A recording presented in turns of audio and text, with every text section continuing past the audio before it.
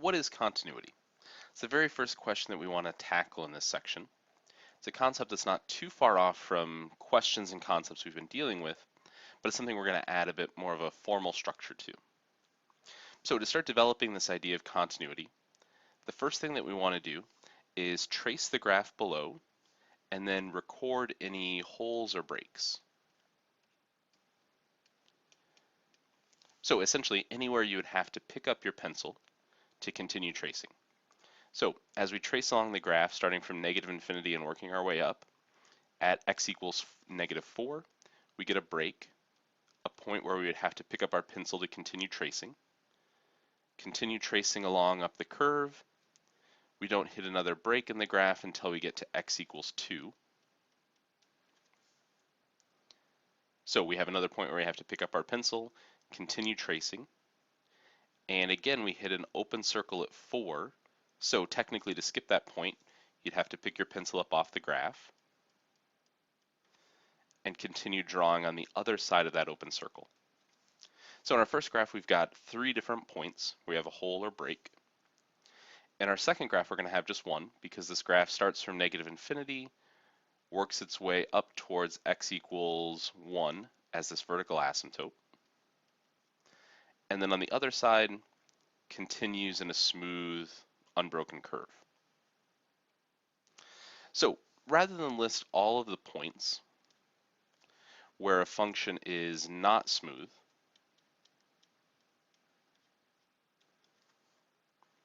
instead what we want to do is describe the intervals on which our function is smooth or is unbroken without any holes or gaps occurring.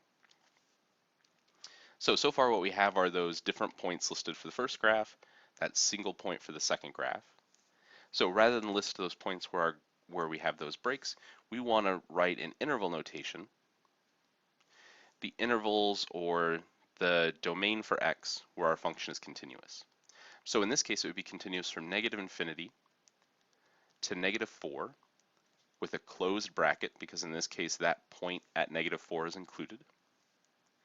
Then we would join that with a union symbol, so meaning it's smooth on this interval or this next interval, which starts with an open circle at -4, so a rounded bracket at -4, up to +2, where we again have a closed circle.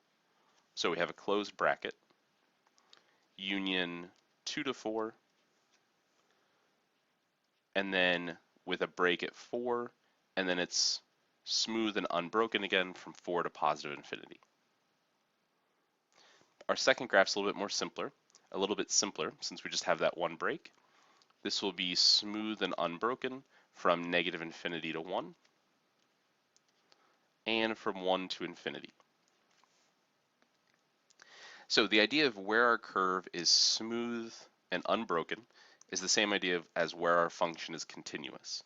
So as long as you can trace the graph without picking up your pencil, that function is continuous. But anywhere you would have to pick up your pencil to continue tracing, we have a point of discontinuity. So let's come up with a more formal definition for continuity. We would say that a function is continuous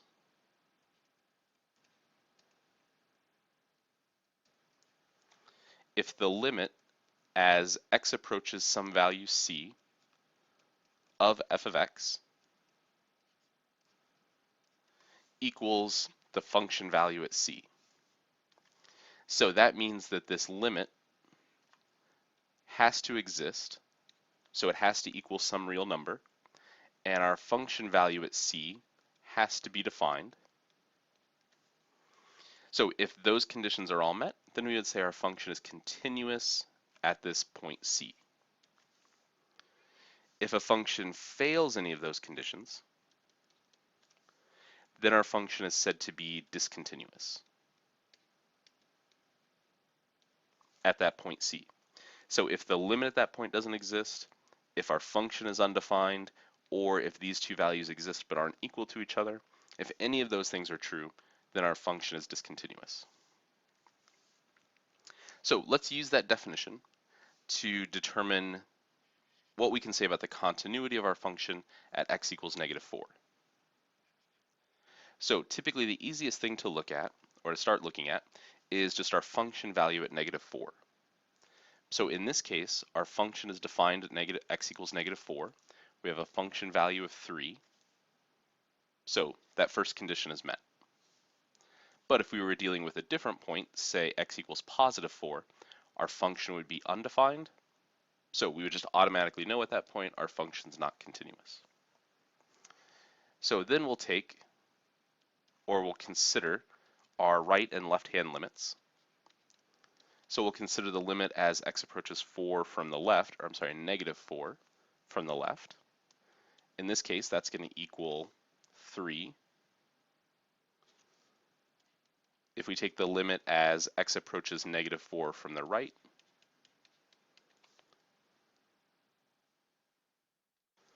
we get -2 as our limit, which means that the limit as x approaches -4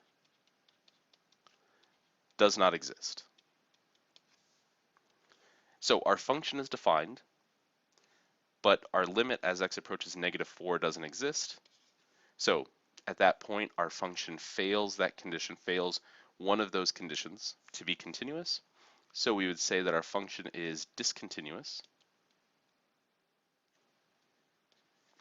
at x equals 4, or x equals -4, because we can't say that the limit as x approaches -4 of f of x of f of -4, I'm sorry, I had that right the first time, my apologies. The limit of f of x as x approaches -4 does not equal f of -4.